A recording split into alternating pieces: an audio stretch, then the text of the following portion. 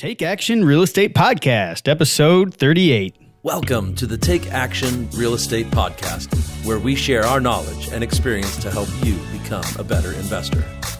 Coming to you from Columbus, Ohio, Brian and John talk about all topics real estate, share their successes and failures, as well as interview amazing people to help you avoid the pitfalls and find success on your real estate journey.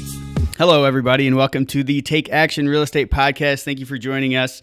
John Horner here, coming to you from Columbus, Ohio, with my business partner, Brian Reitler. What's up? We have been investing here in Columbus for the last 5.5 years together. Started off flipping houses. I think we did 2 our first year, 9 our second year. And to date, we are flipping houses and picking up rental properties. We have 125 to 130, soon to be 150 rental units that we manage in-house, and the goal is to flip 40 single-family houses this year as well. And just enjoying it, and we enjoy sharing our knowledge and experience with you. Hopefully you enjoy this episode. Brian, how you doing today? I'm doing fantastic. It's another Friday morning, and we've got some cool things going on. We've got a guy that's selling us some buildings that we're pretty excited about, and we're kind of doing some due diligence on those. We have an inspection coming up on Monday, and just looking through the leases that are in place. We're buying 22 units, and it's not vacant like the last 20 some we bought. They were vacant. And hallelujah. We got a little bit of a strategy going on, a little bit better to, we bought 16 units last year, and we posted notices on all of them because they were all kind of month to month or whatever, and they were all real low rent, and a bunch of them moved out. Surprise, surprise. So we're going to take it a little bit more strategically this time, and we're also very close to occupancy on, not occupancy, but being able to rent out our other complex that we've been working on forever. Some of those buildings we've already started to get leads, do some showings. So I'm really excited about getting some people living there. Yeah, I think on this 22 unit that we're in contract on as well, we're doing a little bit better job of being realistic on what the rehab is going to be. It's got some, not necessarily deferred maintenance, but some of the mechanicals are towards the end of life, the HVAC systems, some of the windows, the basements, there's a lot of moisture in the basements, the roofs may need done. So in the past, I think we've kind of overlooked those things, and then we end up spending $100,000 on a 16 unit, which is a significant amount of money. So I think we're learning finally on buying these, medium-sized multifamily, and hopefully there's many more to come as well. For sure. It seems like the weather might be turning too, so that's good. Yeah, maybe. Finally. We'll see. In Ohio, you never know. It's supposed to be in the 50s this weekend, but I'm sure following that it'll be back in the 20s, 30s. So today, exciting. We just got done. We just got out of a closing, and we purchased one property with hard money, and we refinanced another one, the auction property that we've been talking about. We had actually purchased that a few weeks ago or a month ago probably, and the deed finally came through. We posted our notice, and so we were able to refinance that since we finally had ownership of it. Yeah, and hopefully next week they'll be gone. We posted a notice on this week, I don't know, yesterday or the day before, and so hopefully that 3-day notice motivates the people that are occupying that house to leave. And if not, next week we'll file eviction. Absolutely. Fun stuff here at Core Developments. So our episode today, it's going to be a quick episode about a deal that we did. And we've actually talked about this deal before. It's down in VASSOR Village. And the interesting thing about it is that we purchased a property just down the street from this one that we just got done flipping from the same owner. So it's a little unique in that, and it's kind of it's a good story because, we felt like, we treated her well the first time around. We gave her what she needed for the first property, and because of that, we were the people that she called the second time around when she had a little bit of a distress situation that we'll talk about here. She thought about us to call. So it's a good feeling when, repeat business does not happen that often in our industry, but it is a compliment when it does, when somebody trusts you enough to call you again to do another deal. Yeah, for sure. I mean, the first house we bought from her, I think it was a wholesaler was trying to sell it, and we actually looked at it from that wholesaler, and we decided at the numbers that he was trying to get, we just weren't interested. And so we just told him no. And then like a week or two later, the title company came back to us and was like, hey, this lady's calling us and she's pretty desperate. And we found out that wholesaler wasn't able to perform. He didn't follow through on his word. And, at the numbers that without the wholesale fee, it looked a little bit more promising. Plus, we were motivated to help the lady. I mean, that's one of our, we provide real estate solutions. It's one of our goals is to, hey, if it works for us, even if it's tight, we're going to probably go for it because we want to help somebody out. And this lady was in a pretty tough spot. The wholesaler had promised her that he was going to close on a certain day, and now it's that day or the day before that day, and he's telling her that he's not going to close. And so she's like made all these plans, and now she's just like distraught. So we stepped in and we ended up closing in, I think, less than 24 hours. Yeah, I mean, we had already looked at the property, luckily, so we kind of knew the situation, and the wholesaler had already sent the property to title. So title search was done. It was ready to go, and we just made the decision that, yeah, let's go for it, jumped in and took it down. But yeah, I was going to say, like, the difficult situation she was on, the situation she was in was almost because of the wholesaler, because he wasn't honest with her about what he was doing. Yep. And when he realized he probably couldn't close it, I don't think he told her about that. And so, yeah, she had moved most of her stuff out, and she needed the money, I believe, to move to wherever she was going. And, that's kind of a tip for wholesalers. Always be honest. You do not want to put these sellers in a bad situation. Usually they're already in a bad situation, I guess. So you don't want to put them in a worse situation, really for them and their well-being, but also for your reputation. Yeah, I think we bought that towards the end of 2016, and we had a couple other flips and things going on at that time that it kind of distracted us, so it sat for a while. We did a little bit of work here and there. And we paid so little for it. I think we paid like $20,000 for it. So yeah. It wasn't the highest priority. Our holding costs weren't that high. Yeah, and it didn't need a ton. I mean, it needed updated electric, so we had to, break down some walls, or not really, open up some walls to replace electric, and that was probably our biggest deal, biggest expense. We ended up having several contractors go through. I think one of them even let one of his subs move in, and then we started getting calls from the neighbors, and we were like, hey, you got to get your guys out. These people can't live in this house. It's not even habitable. So yeah, that was kind of a mess. And after took us 6-7 months to get through it, I think, and then we finally listed it and sold it, and yeah, it went pretty well. Yeah, I remember every time I went to that property, I think there was a different contractor working there. Half the time I didn't even know who they were. They said they were working under a new contractor that we were trying out, and it was just a weird situation. Yeah, so we walked away from that. We made a little bit of money, and then 2 years later, I get a phone call from the same lady. I think her name was maybe Jennifer, something like that. She calls me up and she says, hey, we've got this other property. My mom had to move out. And she starts telling me the story that, my mom moved out because she was ill and she couldn't take care of the house. So we moved her into our house, and she let her ex-husband watch the house while she was moved out. And he let some friends move in, and we'll call them thugs from now on. Or drugs or whatever. But there was a pretty bad situation going on there. Apparently there was drugs, and apparently the people were not, the ex-husband that moved in was not a good guy and ended up letting a whole bunch of drug activity go on.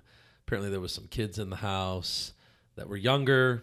It was known on the street for kind of a drug situation. And so, yeah, we actually, before we bought it, because we couldn't get in the house. So we just told the lady, hey, why don't you sign a property management agreement with us? We'll take this house through eviction for you. And then once the tenants are evicted, or the squatters are evicted, and we can get in, then we'll close very quickly after that. And she agreed to that. And it turned out to be pretty interesting because we ended up taking it to eviction. We posted a notice, take them to eviction. And then, the process of after eviction is you post a notice from the bailiff, and they have like 10 days to get out, or then there's a set out. And so the day of the eviction was kind of sad but bizarre situation. Apparently someone overdosed on the porch or something, and the police came and arrested whoever was there. And then they went in the house and they found that there's no smoke detectors and there's like some unsafe situations. So they basically condemned the house. Not really condemned, but they put a notice on the door that says, "Hey, you can't go in here until these code violations are fixed." Right. And what made that day a little more interesting was during the eviction, our property manager actually went to the court for the eviction. The ex-husband actually showed up at the eviction trying to claim that he had a right to be there, or that the owner of the property was letting him be there, which at one point she did, but obviously he's bringing all these bad things, drugs and whatnot, and unlicensed firearms apparently and things into the property. And luckily the judge kind of saw through that and saw it our way as the property managers and granted the eviction for us. And I believe he was the same guy that overdosed that night. It's the same guy that overdosed. So it's kind of sad, but at the same time, it worked out towards our favor. So we didn't have to actually wait those 10 days. We didn't have to wait for a set out.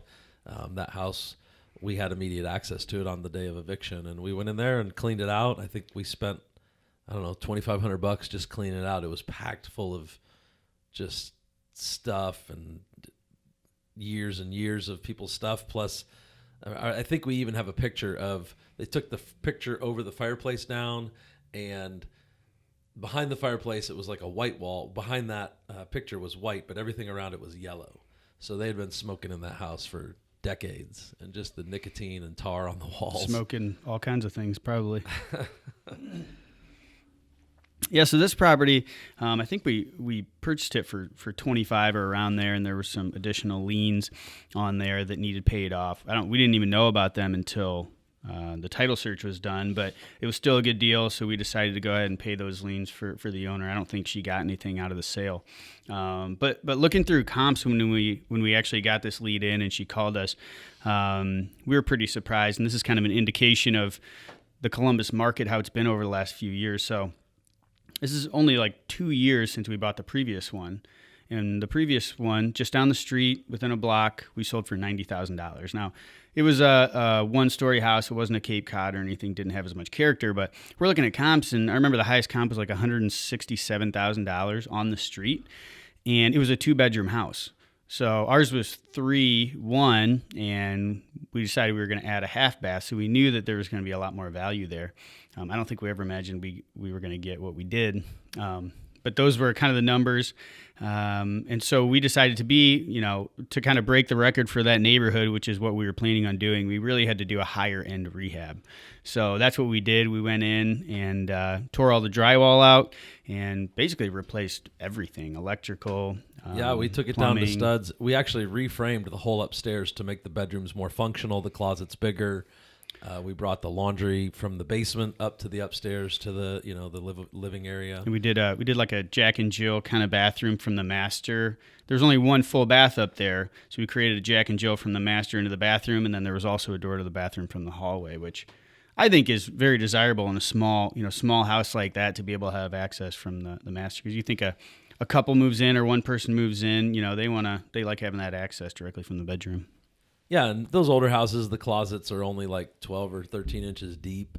So you need them to be a little bit deeper for today's, clothes hangers and whatnot. So we redid everything. I mean, tore it down to studs, new insulation, new electric. We hired a new contractor based on a referral from someone else that was doing, had experience doing bigger jobs. And the process with them went pretty well. They seemed to get what we were doing. They worked pretty quickly. I mean, they didn't really hit their time frames like they wanted to, but weather had something to do with some stuff. Weather participated in those delays. We did add a few things once we opened it up.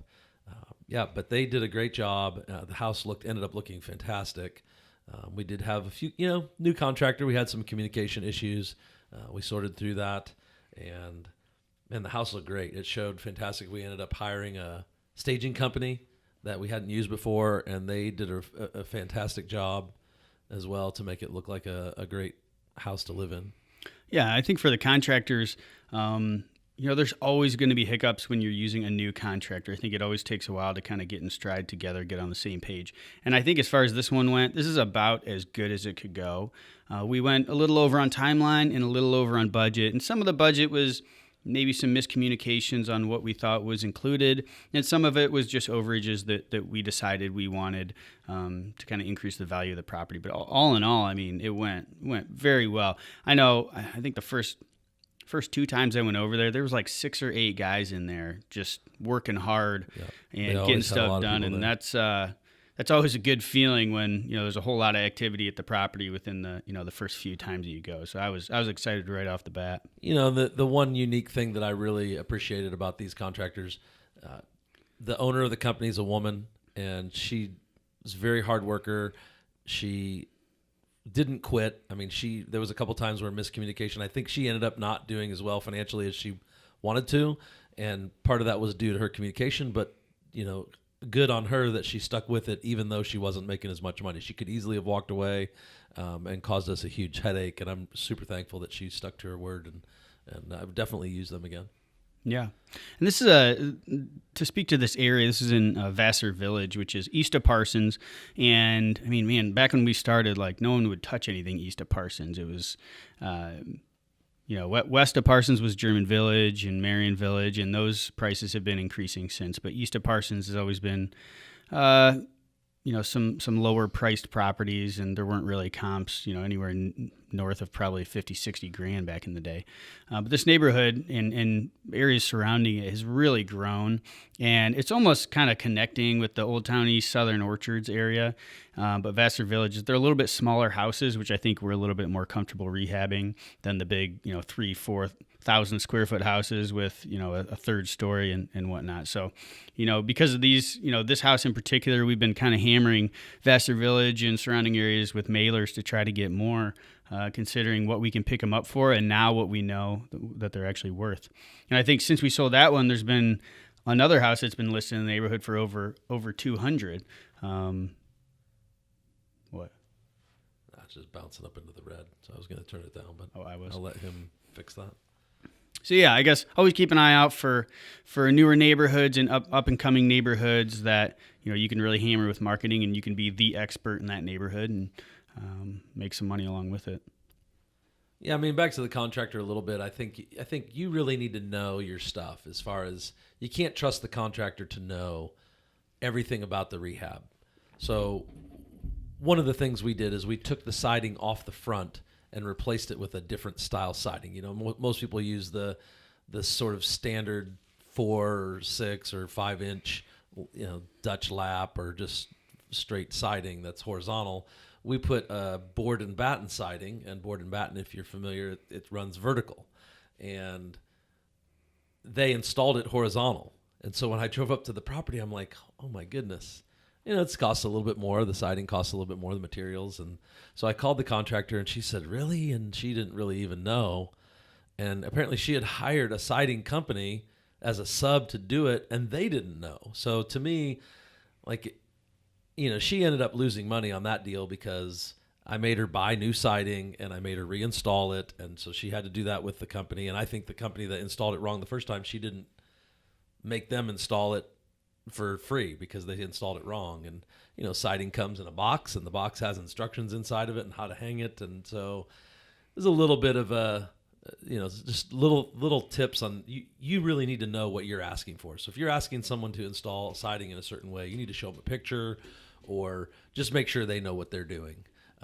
Even though that her main project manager, even he didn't know. And this guy has framing, and he has all these skills, but siding wasn't one of them apparently. Yeah, and aside from how it looked, it was also the functionality of it. I mean, it's kind of a flat surface with ribbing on it, and if you install it horizontally, water could probably get in there a lot easier because it's not angled like a normal siding is. So, I mean, we didn't like the look of it, but we had to change it simply for, the function.